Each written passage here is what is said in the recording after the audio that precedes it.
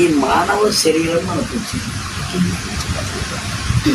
ఒక జన్మ పుణ్యం మాత్రం అది కాదు, మానవ శరీరం రావటం ఎన్నో జన్మల పుణ్యానుపదం వచ్చింది. అయితే ఈ మానవుడు మాధవుడుగా మారాలంటే, మానవత్వాన్ని దాటాలంటే దైవత్వాన్ని స్వీకరించాలి.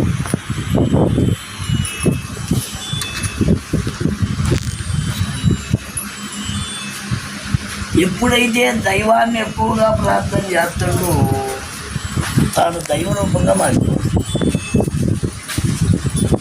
శరీరం బాల్యం, యవ్వనం, కౌమారం, వృద్ధాప్యం ఎట్లయితే మారిందో ఈ మానవుడు కూడా బాల్యం నుంచి యవ్వనానికి ఎట్లయితే సామాన్యునికి భక్తుడిగా మారిపోతాడు. దైవాన్ని ప్రార్థన చేస్తాడు. భక్తుడి నుంచి జ్ఞానిగా మారిపోతాడు. జ్ఞానం నుంచి వైరాగ్యం మారిపోతుంది. వైరాగ్యం నుంచి దైవంగా మారిపోతుంది. అంటే తాను శరీరం ఎలా మార్పు చెందుతుందో లోన మనస్సు ఆ బుద్ధి యందు, బుద్ధి ఆత్మ యందు లీనమై, ఆత్మ అఖండం నందు అది లీనమైపోతా ఉంటుంది. అయితే కాల గమనంలో కానీ ఇది అర్థం కాదు, ఒక్కసారిగా ఓడికి అర్థం కాదు. కాలం కాలం కాలం కాలం కావాలి. బాల్యం నుంచి యవ్వనం రావాలంటే 20 సంవత్సరాల కాలం పట్టింది. యవ్వనం నుంచి కౌమారం కావాలంటే 40 సంవత్సరాల కాలం పట్టింది. కౌమారం నుంచి వృద్ధాప్యం కావాలంటే 80 సంవత్సరాల కాలం పట్టింది. వృద్ధాప్యం నుంచి ఉత్తరాది పోవాలంటే 100 సంవత్సరాల కాలం పట్టింది. అట్లే సామాన్యుడి నుంచి భక్తుడుగా పోవాలంటే కొంతకాలం పట్టింది. భక్తి నుంచి జ్ఞానిగా పోవాలన్నా కూడా కొంతకాలం పట్టింది. జ్ఞానం నుంచి దైవత్వంగా పోవాలంటే కూడా కొంతకాలం పట్టింది. ఎటుబడి కాలం పెద్ద అవసరం అయ్యింది అందరికీ. కాలం మనల్ని ఉద్ధరించి తరింపజేస్తుంది. మహాత్ములు మహాతరులు అనే వాళ్ళందరూ కూడా కాలం అనే దాన్ని ఆలోచించుకొని జీవితం అంతా పరమార్థము అనే తత్వంతో నడిచి వాళ్ళ పరిపూర్ణ మహాతత్వాన్ని పొందగలిగినారు. తొలిత చేసినప్పుడు రామం భజే, కృష్ణం భజే, నారాయణం భజే, శివం భజే, అమ్మం భజే అని చేస్తాం భజన. ఆ తరువాత కాలం అర్థమైన తర్వాత దేహంలో ఉన్న దివ్యత్వం గురించి ఆలోచిస్తాం భజన. అదే భజన. అప్పుడు దాకా అది అర్థం కాదు. సుబ్బయ్య తాత గారు అంతటి మహానుభావుడు కూడా దుర్గిపురి గోపాలక అని అనేక తత్వాలు రాసుకోండి, అనేక పద్యాలు రాసుకోండి. కాలగమనంలో పెరిగిన తర్వాత సోమ, భాస్కర, నేత్ర, దుర్గిపుర నివాస అన్నాడు. దామ సుబ్రహ్మణ్య దాసుని ఏలవే కోరిక చేర్చవే అంటే ఏంది? సోముడు అనగా ఎడం ముక్కు, భాస్కరుడు అనగా కుడి ముక్కు. ఈ దుర్గి అంటే ఈ త్రికూటం. దుర్గి అంటే మనకు దగ్గరలో ఉన్న ధర్మారం గారు దుర్గి అనుకునేది, అది కాదు. యథార్థం దుర్గి త్రికూటం. ఈ త్రికూటంలో ఉన్న దుర్గిపురి నివాసుడిని ఎప్పుడైతే మనం దర్శనం చేసుకోగలిగినమో ధన్యుడైతే. దుర్గిలో ఉన్నటువంటి స్వామి దర్శనం కావాలని పోతే అయింది, కానీ బతుకు బాగుపోదు. ఒక సూత్రం దండం పెడితే ఇంటికి. ఈ త్రికూటంలో ఉన్న దుర్గిని కనుక శ్రీకృష్ణ పరమాత్మను దర్శించగలిగితే జన్మ పావనమే. కృష్ణుడు కావచ్చు, నువ్వు అనుకున్న రాముడు కావచ్చు, నువ్వు అనుకున్న బ్రహ్మం కావచ్చు, నువ్వు అనుకున్న ఈశ్వరుడు కావచ్చు, నువ్వు అనుకున్న నారాయణుడు కావచ్చు. నీ మనోసంకల్పంలో ఏది సత్యమై ఉన్నదో, ఏది నిశ్చయమై ఉన్నదో, ఏది పవిత్రమై నీకు లోన ప్రకాశిస్తుందో అది ఆ సాక్షాత్కారం అయింది. అది సాక్షాత్కారం అయింది. ఇంకా యథార్థానికి పోతే దైవం రూపం లేదు, దైవానికి రూపం లేదు. ఇదంతా నిర్వికార నిరామయమైన శక్తే దైవం. అయితే ఈ దేహంలో ఉన్న మహాశక్తే దైవం, దేహంలో ఉన్న వెలుగే దైవం, దేహంలో ఉన్న సూక్ష్మమైనటువంటి ఆ సూపుని అందించే ఏ బ్రహ్మమైతే ఉందో అదే దైవం. చెవులకు ఏ శబ్దం అయితే వినపడుతుందో ఆ శ్రవణ స్థితే దైవం. అందుకనే ఓంకారమే దైవం రా అన్నాడు, జ్యోతి స్వరూపమే దైవం రా అన్నాడు, శరీరంలో ఉన్న శక్తే దైవం రా అన్నాడు, నోట్లో అక్షరమే దైవం రా అన్నాడు. అయితే బాగా లోనికి పోయే కింది అర్థమవుతా ఉంది. బయట బజార్లో తిరిగి మాయలో తిరుగుతున్న వాళ్ళకి అది అంతగా లోన్ అర్థం కాదు. బయట బజార్లో తిరిగి లోన్ తిరిగే వాళ్ళకి అంత తేలిక అర్థం కాదు. లోన లోన లోన అంటాడు బ్రహ్మం కాదు, దేహం లోన్ తిరగాలి. ఈ దేహం ఏం చేస్తుందంటే బజార్ ప్రపంచంలో తిరుగుతుంది. ఈ ప్రపంచం మొత్తం దేహం అనే లోన్ తిరగాలి. దేహం అనే లోన కూర్చోవటం అలవాటు చేసుకోవాలి. ఇంద్రియాలను ఏకత్వం చేసి మనసు స్టడీ చేసి బుద్ధి అందు కనుక లీనం కాగలిగితే ఒక స్థాయి వచ్చింది. బుద్ధి ఆత్మ యందు కనుక లీనం కాగలిగితే మహాస్థాయి వచ్చింది. ఆత్మ అఖండమునందు కనుక లీనమైతే బ్రహ్మాండమైనటువంటి బ్రహ్మస్థితి వచ్చింది. ఇది ఒకళ్ళు ఇచ్చేది కాదు, ఎవడు గోడే తెచ్చుకునేది. స్త్రీ అని లేదు, పురుషులు అని లేదు, ఎవరైనా తెచ్చుకోవాల్సిందే. అది అన్నం తిన్నామనుకో ఎవడి వాడికే ఆకలి తిరుగుతుంది. అన్నం తినలా ఎవడి వాడికే ఆకలి. స్మరణ చేయలా ఎవడు జన్మ ఆడితే ఒక ఉచ్ఛన్నం అయిపోయింది. భగవంతుని స్మరణ చేసిన ఎవడు జన్మ ఆడికే పవిత్రం అయిపోయింది. స్మరణ ముక్తి అన్నారు. స్మరణ చేస్తే ముక్తి అనేది వచ్చుద్దురా అన్నాడు. ఇప్పుడు మీరంతా ఎవరింటికాడ వాళ్ళు ఉన్నారు. ఇందాక ఇప్పుడు నడిస్తే వచ్చారు. అడిగి నడవకుండా రావచ్చు. అయితే మడకా కొండయ్య గారు ఆరాధన పాదాం పాదాం పాదాం పాదాం అనుకొని ఈ సంవత్సరం అనుకున్నా రాలేదు.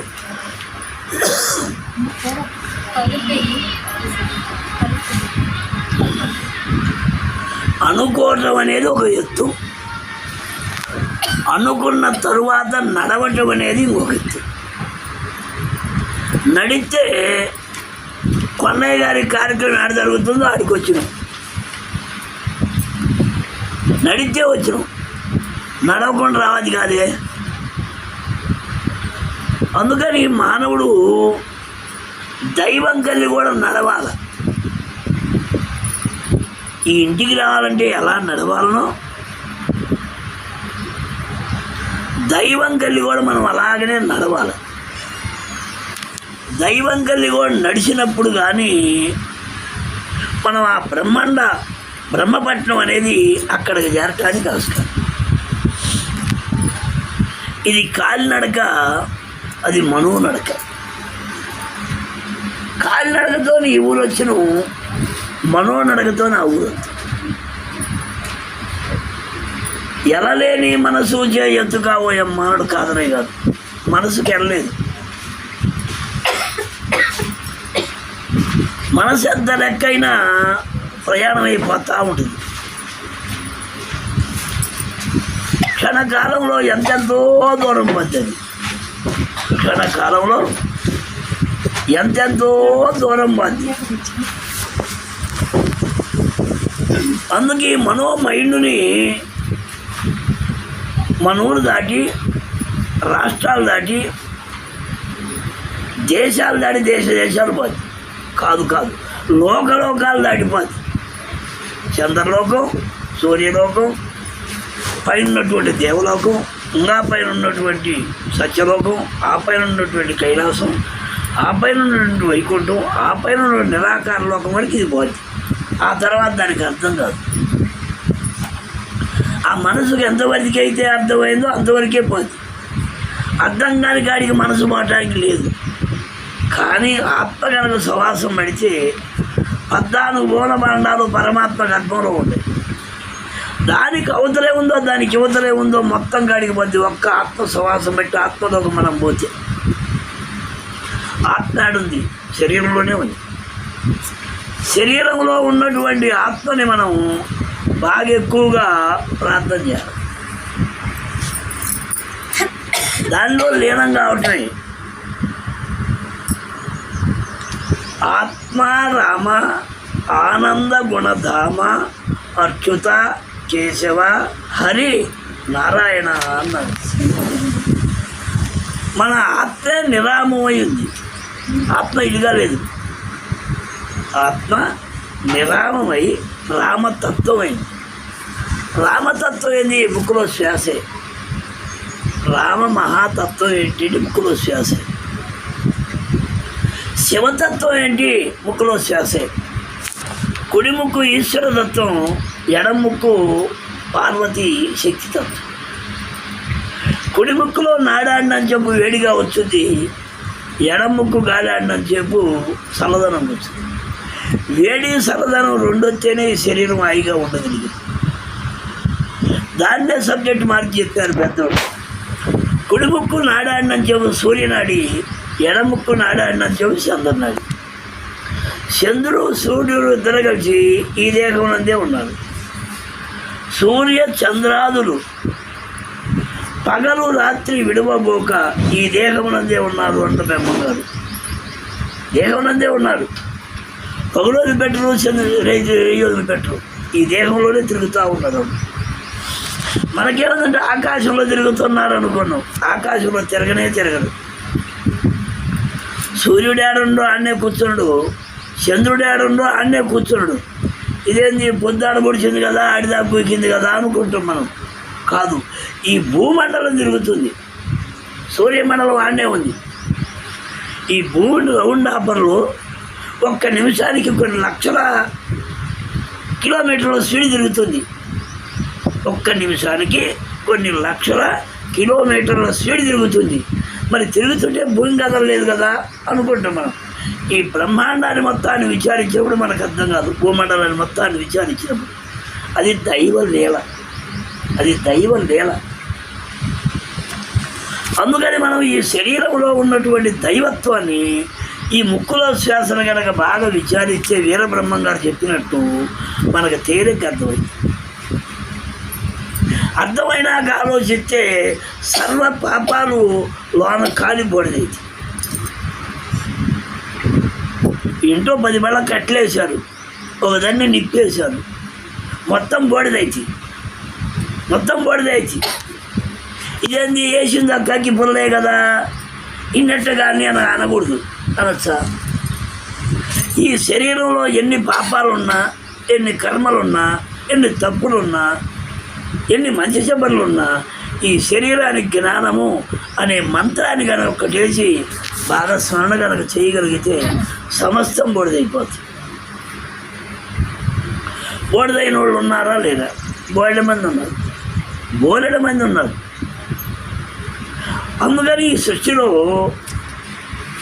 మహనీయ మహాత్ములంతా అతి పాప కర్ములైన సతతము నారాయణ అనే నామస్మరణ కనుక అనగలిగితే శత్రువులు కొనియాడ గమన సంభవుని వశమే అంటాడు బ్రహ్మం గారు. అబ్బో ఈయన ఇప్పుడు భక్తిలోకి వచ్చినాడు, అబ్బో ఈయన ఇప్పుడు భక్తిలోకి వచ్చినది అని అంటారు. ఎవరు ఎంతమంది అని అనుకొని నా జీవితాన్ని నేను బాగు చేసుకోవాలంటే దైవనామం ఒక్కటే మూల కారణం అని ఎవరైతే స్మరణ చేయగలుగుతారో సమస్త పాపాలు కాలి బొడదైపోతాయి.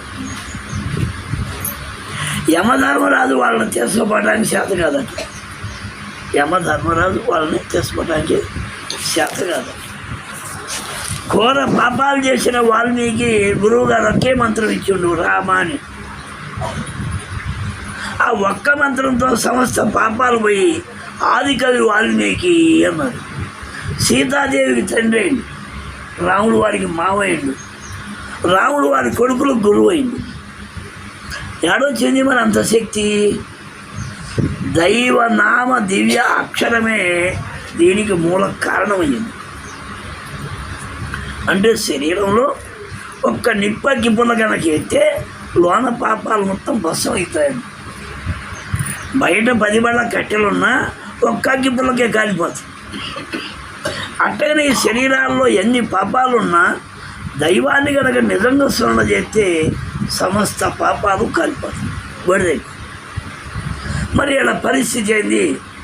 9 లక్షల సంవత్సరాల నుంచి మరి వాల్మీకిని మహానుభావుడు అంటున్నారు. 9 లక్షల సంవత్సరాల నుంచి మరి చేసినవన్నీ ఏమైపోయినాయి? అనేక మంది తలకాయలు మగలగొట్టిండు, అనేక మందిని చంపిండు, అనేక మందిని కొట్టిండు. మరి ఇవన్నీ ఏమైపోయినాయి? బోడిదైపోయింది. అన్నీ కూడా బోడిదైపోయింది. అందుకని మనలో ఎన్నున్నా పోతాయని వీరబ్రహ్మం గారు నిర్ణయం చేసింది. ఎన్నున్నా పోతాయని. అయితే నమ్మిన నామాన్ని మళ్ళీ ఇంక మరవకూడదు.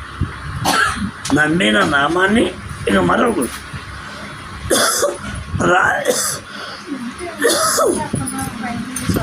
ప్రాణ ఉన్నంతసేపు కూడా పరమాత్మని స్మరణ చేయటం ఒక్కటే మూలకారణం. దీనికి కూడా మేమ్మంగారే చెప్పింది, పట్టు పట్టరాదు, పట్టినాక విడవరాదు. పట్టి విడుచుట కంటే ప్రాణంబులు ఇడుటే మేలు. కాళికాంబ కాళికాంబ అన్నాడు మేమ్మంగారు. ప్రాణం పోయినా ఇబ్బంది లేదు, కానీ దైవనామం బాగుంటుంది. ప్రాణం అట్టాపోద్ది. అది ఏదట్టుండా ప్రాణం ఆగే పరిస్థితి మాత్రం లేదు. ప్రాణం ఆగదు. ఎందుకని మా ఊరమ్మటూరు ఆయన 105 సంవత్సరాలు బతికింది.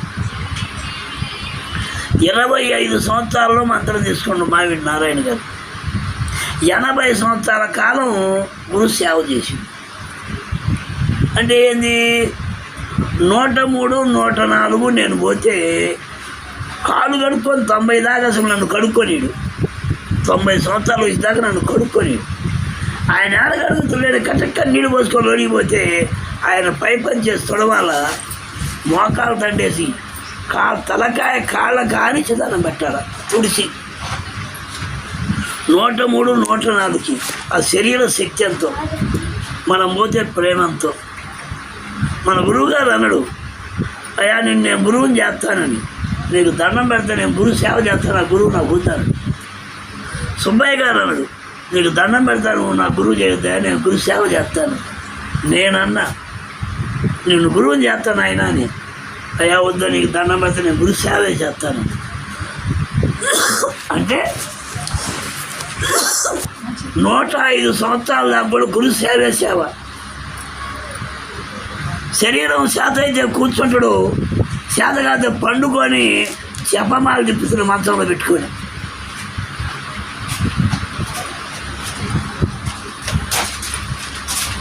జపం మాల పెట్టుకొని బాగా స్మరణ చేస్తాడు. తెల్లారినాక పై పని చేసుకుంటాడు, మొఖాన కూర్చుంటూ హాయిగా కూర్చొని ధ్యానం చేస్తూ ఉంటాడు. ఒక్కో రోజు నేను పోతే ఏందైనా అంటే సంతకాలు వేద్దామంటే పగులు రేతులు అన్ని మధ్యలో వేద్దామంటే ఓపికలు ఇదయ్యా, అందుకని ఎరకాళ్ళు తెచ్చేస్తున్నానంటూ 6-7 నేను శరణపడిపోయినా పోయాను, కూర్చోలేపడు ధ్యానం చేస్తున్నాడు. రేతులు ఓపిక లేదు కదా అంటే మంచంలో ఇట్లా పెడతాడు పట్టికి. ఈ రంగు కూర్చొని దాన్ని జపం చేస్తా ఉంటుంది. ఏంది ఇది అంటే మరి ఆయన జీవితంలో మరొకటి చేయటమే దీని మూల ముఖ్యమని చేసుకుంటూ వచ్చు. అంటే మరి మనకు ఎన్నేళ్ళ వయసు ఉంది, మనం చేయాలన్నా వద్దా? మనకేం అర్థమవుతుంది, ఆయనకేం అర్థమైంది, మనకు అర్థం కావాలిగా. పెద్ద అంటే ఏంది, చిన్న అంటే ఏంది, దైవం అంటే ఏంది, జన్మ బాగుపడాలంటే ఏంది. మరి జీవితంలో జపం చేయకుండా జపతో పాతక నాస్తి అన్నారు. జపం చేస్తే ఏం బాధి? పాపం బాధ్యత. ధ్యానం చేస్తే ఏం బాధి? మౌనే కలహం నాస్తి అన్నారు. అంటే కలహం అంటే దేహంలో తగాదు బాధ్యత. దేహంలో తగాదులు ఉన్నాయా లేవా? 96 తత్వాలతో తగాదులు ఉన్నాయి. కన్ను ఒక్కడిని చూస్తుంటే చెవు ఇంకొకళ్ళింటి, చెవు ఒక్కళ్ళింటుంది, కన్ను ఒక్కడిని చూస్తుంది, నోరు ఇంకొక పక్క మాట్లాడుతుంది.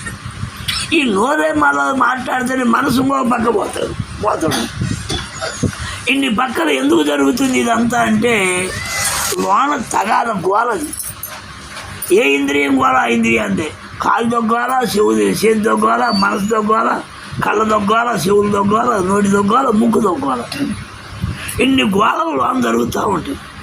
మరి ఇన్ని గోళలు ఎలా అవుతాయి? మౌనే కలహం నాస్తి. మౌనంగా కనుక కూర్చోగలిగితే లోన గురుమంత్రాన్ని అంటా ఉంటే 96 తత్వాల గోళ తగాదు పడతాడు. 96 తత్వాల గోళ తగాదు పడతాడు. అందుకని మావినారాయణ గారు ఏం చేస్తాడు? జపం చేస్తాడు, లోన ధ్యానం చేస్తాడు. జపతో పాతక నాస్తి. మరి పాపం ఎలా పోద్ది? అప్పెట్ట పోద్దిరా. ఈ ఇల్లు కట్టి ₹1,00,000 అప్పయింది. అప్పెట్ట పోద్దిరా అంటే పొలం పడితే అప్పు పోద్ది. ఓ పిల్లగాడికి ఉద్యోగం వచ్చి నెల జీతం వచ్చి అప్పు పోద్ది. 4 బెరగొడ్డి పాడిస్తే పాలు ఇస్తే పోద్ది.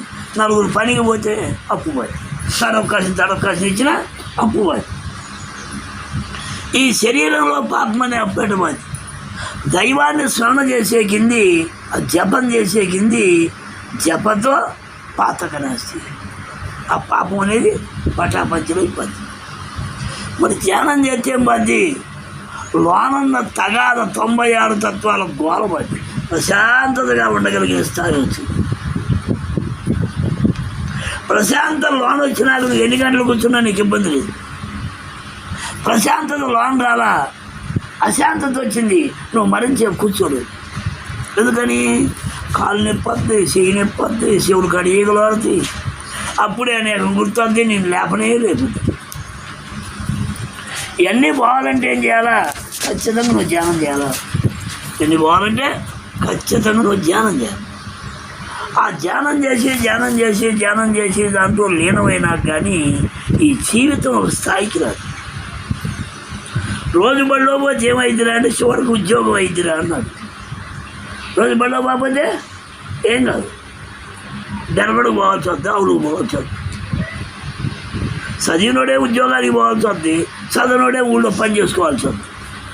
అట్టగానే దైవాన్ని స్మరణ చేసినోడు ఏమవుతాడురా? తాను దైవం వై పూజించబడతాడు.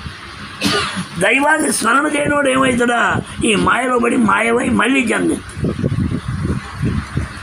జనన మరణ చక్ర ప్రవాహం అనే ప్రవాహంతో ఈ మానవుడు తిరుగుతూ ఉండాలి. మరి తిరగకుండా ఉండాలంటే ఏం చేయాలా? దైవాన్నే స్మరణ చేయాలి. దైవాన్నే స్మరణ చేయాలి. ఎటుబడి మానవుడికి ఆదా పెద్ద అవసరం. ఆదా ఏ రకంగా ఆదా? లాభం లేకుండా ఏ పని చేయకూడదు అన్నారు పెద్దోడు. అసలు లాభం అనేది లేకుండా ఏ పని చేయకూడదు. ఎందుకని? చేలో పైరేసిను, దాంట్లో లాభం వస్తే ఏటా మన తాతల కానీ చేస్తూ ఉన్నారు. లాభం రాదు వ్యవసాయం చేసేవాళ్ళు ఉన్నారా? సంసారం చేస్తే లాభం రావాలా, సంతానం అనే లాభం రావాలా. సంతానం రాదు సృష్టిది. పంతులు గారి కాడికి పోతే లాభం రావాలా, అక్షరము అనే చదువు అనేది రావాలి. గురువు గారి కాడికి పోయినా లాభం రావాలా. ఏం రావాలా? భక్తి నుంచి జ్ఞానం కాడికి పోయే లాభం రావాలి. లాభం రాకుండా ఏ పని చేయకూడదు. లాభం చేస్తే పని లాభం రావాలి. ఈ కరెంటుకు ₹10 ఖర్చు పెట్టిండు, ఇక్కడ ఫ్యాన్ పెట్టిండు అంటే ఏంది? ఆ తిరుగుడు వల్ల మనకి ఆరోగ్య లాభం ఉంది. ₹10 ఖర్చు ఉంది, దానివల్ల లాభం ఉంది. అలా లేకుండా దానికి ఉపయోగం లేకుండా ఎందుకు పెట్టుకోవాలి? ప్రతిదీ లాభమే. లాభం లేకుండా ఏ పని చేయదు. అందుకని ఆత్మజ్ఞానం కూడా లాభమే. ఈ శరీరంతో ఉండి తాను దైవంగా, తాను దేవతగా, పరమ ఆత్మగా, జగన్మాతగా మారాలంటే చేసే పనే లాభం రావాలి. ఎటువంటి లాభంతోనే సృష్టి మొత్తం నడుస్తూ ఉంది. సృష్టి మొత్తం నడవటం లాభమే. అయితే మనకు అర్థమైతే కానీ, కాలం జరిగితే కానీ అర్థం కాదు. కాలం జరగకుండా మనకు అర్థమే కాదు. అందుకని మహాత్ములు ఏం చేశారంటే శరీరంలో ఉన్న తత్వాన్ని తెలుసుకోగలిగితే బయట తిరగాల్సిన అవసరం లేదు. ఇప్పుడు ఏం చేస్తున్నా, మనసు బయట తిరుగుతుంది. బయట ఏదో ఉంది, బయట ఏదో ఉంది, బయట ఏదో ఉంది, బయట ఏదో ఉంది అని పోతుంది. ఆ నదుల్లో మునిగితే ఏదో ఉంది, ఆ గుళ్ళకాడికి పోతే ఏదో ఉంది, ఆ తీర్థాల కాడికి పోతే ఏదో ఉందని ఉరుగుతూ ఉంది. బాగా ఆలోచిస్తే ఏదో నదుల్లో పోయినా లేదు, ఏ గుళ్ళకాడికి పోయినా కూడా లేదు. దేహంలోనే 72,000 నదులు ఉన్నాయి, 7 సముద్రాలు ఉన్నాయి, సమస్త దేవతలు ఉన్నారన్నారు. మరి దేహంలో పోదామా, బయటికి పోదామా? అలహాబాదు కాడ త్రివేణి నదిలో మునిగితే ఇంత పుణ్యం వద్ద మాపేడ పుణ్యం వస్తుంది. ఏది పుణ్యం వచ్చిన లేదు, బాగపడే తేడా రాదే. చాలామంది మునిగి వచ్చారు, ఏది తేడా ఏది లాభం వస్తే. కానీ ఈ త్రికూటంలో గంగా నది కుడికన్ను, యమునా నది ఎడంకన్ను, ఈ త్రికూటమే సరస్వతి నది. ఇక్కడ కనుక త్రికూటంలో మునగలిగితే ఇది యథార్థ నదులు, అవి అబద్ధ నదులు. ఇప్పుడు యుద్ధ అబద్ధ జనానికి మొత్తం అవి అవసరం. యథార్థం లోనికి పోయిన వాళ్ళకి ఏ అవసరం? దేహంలో ఆ త్రికూటంలో దైవ నామస్మరణలో మరిచి తనువుని మరిచి మునగటం ఒక్కటే కాదు. స్మరణ అంటే తనువును మరిచి చేయాలి, తనువును గుర్తుంచుకొని చేయటం కాదు, తనువుని మరిచి చేయాలి. తనువును మరిచి చేయగలవా? దాంట్లో లీనమైతే మరుతుంది, దానిలో లీనం కావాలి. ఒక దైవనామం ఎత్తుకున్న తరువాత దాంట్లో లీనం కావాలి, దైవ బోధలో ఎత్తుకున్న తరువాత దానిలో లీనం కావాలి.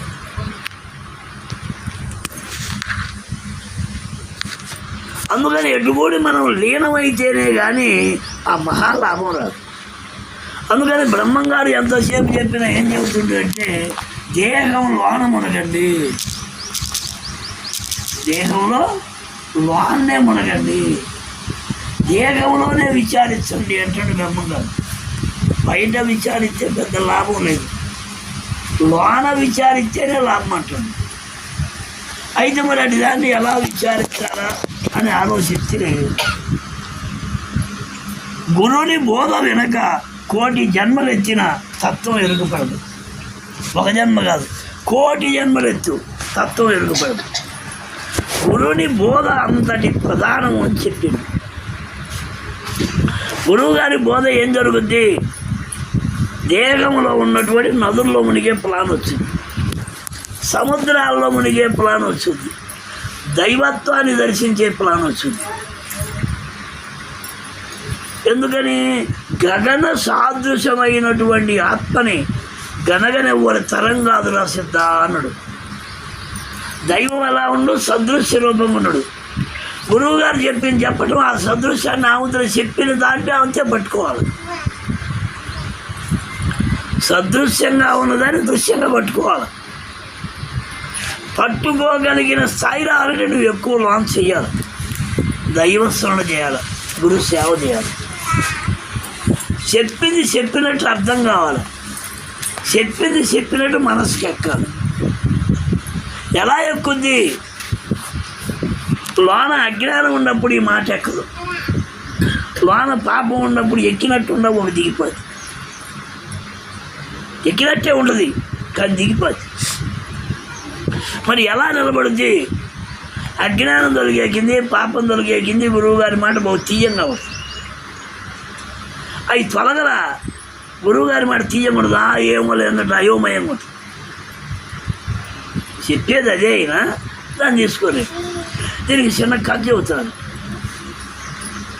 ఒక ఊళ్ళో ఒక ఆయన ఏటవతలో పోతానంటే ఏదో పెళ్లి కార్యమైన, ఇంట్లో గుండ్రాయిలు వచ్చేస్తారా అయ్యా అన్నట్టు. సర్లేమని ఏటవతలు పెళ్ళి అయిపోయినాక ఇంటికి వచ్చినప్పుడు, ఏటి మీద అవతలకి వచ్చినప్పుడు గుండ్రాయి దమ్మన్నదని గుర్తుంచుకొని ఆ రాయి కదా బాగా నున్నంగా గుండ్రంగా ఉంటే ఒక రాయి కాంతిగా ఉంటే దాన్ని తీసుకోవచ్చినట్టు, కాంతిగా ఉంటే దాన్ని తీసుకోవచ్చినట్టు. తీసుకువచ్చారు కదా, ఇదిగో రాయి గుండ్రాయి దమ్మంటే కదా అన్న, ఆ దారాది కడేయద్ద, ఆ దారాది కడేది. రోజు ఆ ఇంట్లో అనేక మంది వస్తున్నారు. ఒకరోజు వాళ్ళ భక్తి కొద్దిగా గురువు గారు వచ్చిందంట. ఒక ఆయన గురువు గారు వచ్చేవరకు ఏం జరిగింది?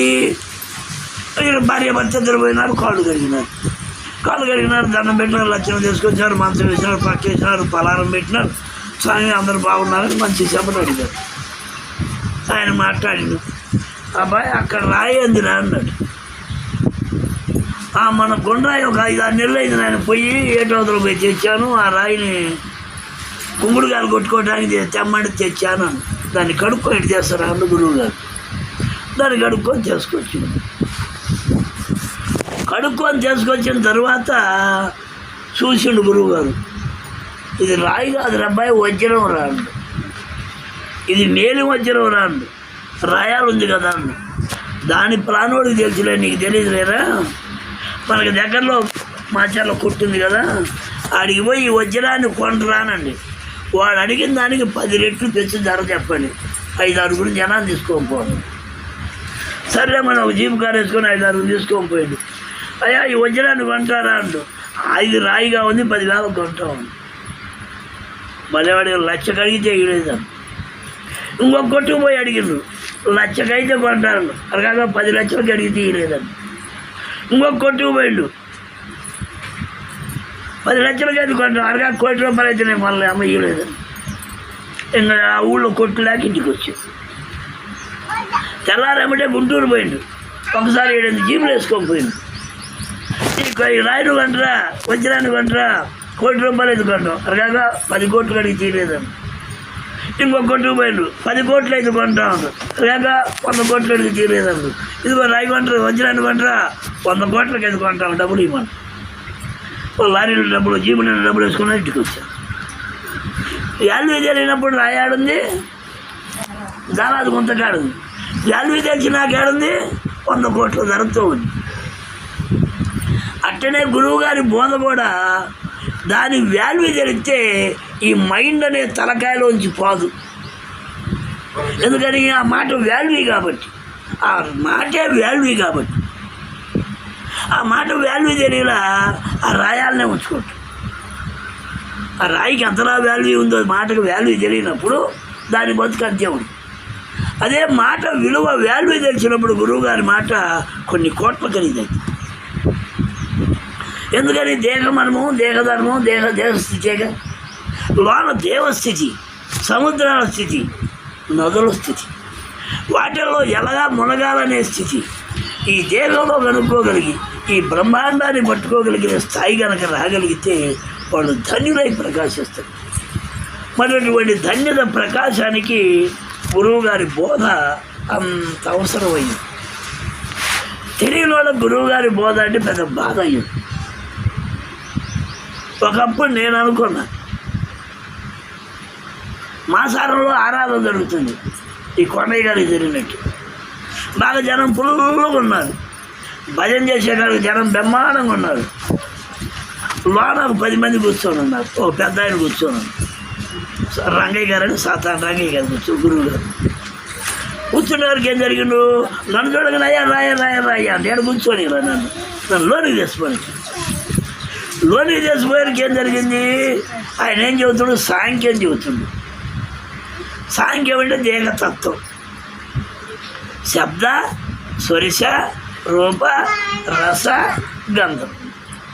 ఈ 5 సబ్జెక్టుల మీద ఒక అరగంటకు పైన చెప్పింది. నాకు అవి అర్థం కాక శబ్దం వల్ల ఏం చచ్చింది, చనిపోయింది, పాము చనిపోయింది. తుయ్యని వదంగానే పాము ఆటాడుద్ది, వాడు వచ్చి పట్టుకోడు. లేడు ఉరికేది, వాడు శబ్దం వల్ల ఆగిపోతుంది, దానికి బాధ చేస్తుంది. స్పర్శ వల్ల ఏనుగు చచ్చిపోయింది, రూపం వల్ల మిడత చనిపోయింది. జీవ రూపానికి అదేదో చందామని వచ్చి రెక్కలు కానీ మిడత చనిపోయింది. రసం వల్ల ఏదో చందామని చేప చచ్చిపోయింది గాలంలో చెక్కి. గంధం వల్ల భ్రమణం చచ్చిపోయింది, ముక్కు వాసన వల్ల. ఈ రకంగా వాడి సబ్జెక్టు బాగా ఎవరం చెబుతా ఉన్నాడు. లేనిపోయింది వెనక నేను చిక్కాను, అసలు వెనక లేనిపోయింది అనవసరంగా చిక్కాను. ఆడ బ్రహ్మాండంగా భజన చేస్తే నేను ఆడ కూర్చోలేకపోతే అనవసరంగా నన్ను కూర్చోబెట్టిండి ఎదురా అనిపించింది నాకు. ఇది ఆయాల ఇవాళ సాంఖ్యం ఓరు చెప్పినా ఎంతో వివరంగా వింటారు. ఎందుకని అసలు దేహ విధానమే సాంఖ్యం. సాంఖ్య విధానమే మన లెక్క. మన లెక్క మనకు తెలియటమే సాంఖ్యం. ఆయాల అది బాధగా ఉంది, ఇవాళ ఆనందంగా ఉంది. తెలిసే కింద అమృతంగా ఉంది, తెలియక ముందర అయోమయంగా ఉంది. అందుకని మానవుడికి తెలియనప్పుడు ఒక కోర్సు, తెలిసినాక ఇంకొక కోర్సు.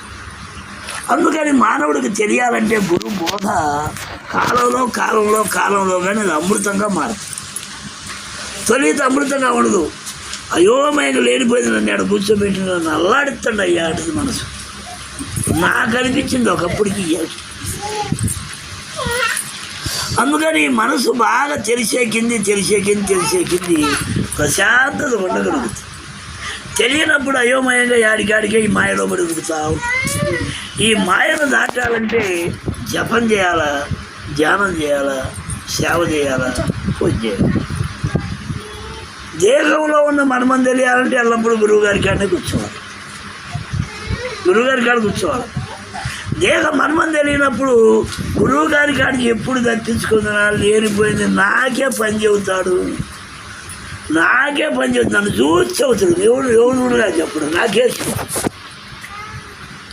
తెలిసినాకేమైంది. గురువుగారు నాకు పని చెప్పడం నాకు భాగ్యం కలిగింది, గురువుగారు పని చెప్పడం నాకు భాగ్యం కలిగింది, నాకు పని చెప్తే లాభం కలిగింది అంటది మనసు. అది అర్థం కానప్పుడు నేను తప్పించుకుంటే బాగు అని. అందుకని ఎటుబడి గురు బోధ అర్థమైన తర్వాత కానీ జీవితం ధన్యం కాదనమాట. అందుకని ఈ శరీర జీవితంలో ఆ గురువు విధానంలో ఈ జన్మని బాగు చేసుకోవాలంటే ఎంతో పవిత్రంగా, ఎంతో ఆలోచనగా ఈ శరీరాన్ని దైవత్వంగా గురుశంతరంగా ఉంచగలిగితే బతుకులు బాగుపడుతుంది. సరే, ఏ మడకా కొండయ్య గారి ఆరాధన మరి ఈ రోజున జరుగుతూ ఉంది. సరే, ఎత్తుకున్న సత్సంగా నాకు మరి ఇప్పుడు